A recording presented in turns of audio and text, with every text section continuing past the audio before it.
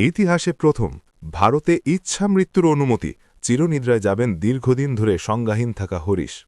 ভারতে প্রথমবারের মতো আদালতের অনুমতিতে প্যাসিভ ইউথনেশিয়া বা ইচ্ছা মৃত্যুর সিদ্ধান্ত কার্যকর হতে চলেছে। দীর্ঘদিন ধরে অচেতন অবস্থায় থাকা হরিশ নামের এক ব্যক্তিকে জীবন রক্ষাকারী চিকিৎসা সহায়তা প্রত্যাহারের অনুমতি দিয়েছে আদালত। পরিবারের দাবি অনুযায়ী কয়েক বছর আগে এক দুর্ঘটনার পর থেকে হরিশ স্থায়ীভাবে সংজ্ঞাহীন অবস্থায় রয়েছেন। চিকিৎসকেরা জানিয়েছেন তার মস্তিষ্কের কার্যক্ষমতা প্রায় সম্পূর্ণ নষ্ট হয়ে গেছে এবং সুস্থ হয়ে ওঠার সম্ভাবনা অত্যন্ত ক্ষীণ। দীর্ঘ চিকিৎসার পরও অবস্থার কোনো উন্নতি না হওয়ায় শেষ পর্যন্ত পরিবার আদালতের দ্বারস্থ হয়। আদালতে জমা দেওয়া চিকিৎসা রিপোর্টে বলা হয়েছে হরিশের অবস্থা পার্মানেন্ট ভেজিটেটিভ স্টেটের সঙ্গে সামঞ্জস্যপূর্ণ।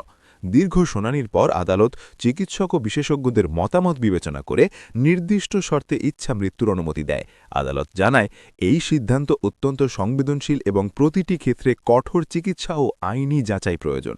ভারতে ইচ্ছা মৃত্যু নিয়ে বিতর্ক নতুন নয়। এর আগে সুপ্রিম কোর্ট নির্দিষ্ট পরিস্থিতিতে চিকিৎসা সহায়তা প্রত্যাহারের মাধ্যমে মৃত্যুর নীতিগত অনুমোদন দিয়েছিল। তবে বাস্তবে আদালতের অনুমতিতে এমন ঘটনা অত্যন্ত বিরল।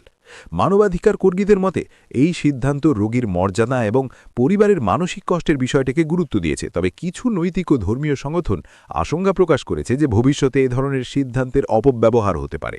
হরিশের পরিবার জানিয়েছে এই সিদ্ধান্ত নেওয়া তাদের জন্য সহজ ছিল না, তবে তারা বিশ্বাস করেন দীর্ঘ যন্ত্রণার অবসান ঘটাতে এটাই ছিল সবচেয়ে মানবিক পথ। ভারতে ইচ্ছা মৃত্যু সংক্রান্ত আইন এবং নৈতিক বিতর্কের ক্ষেত্রে এই ঘটনা ভবিষ্যতে একটি গুরুত্বপূর্ণ নজির হয়ে থাকতে পারে।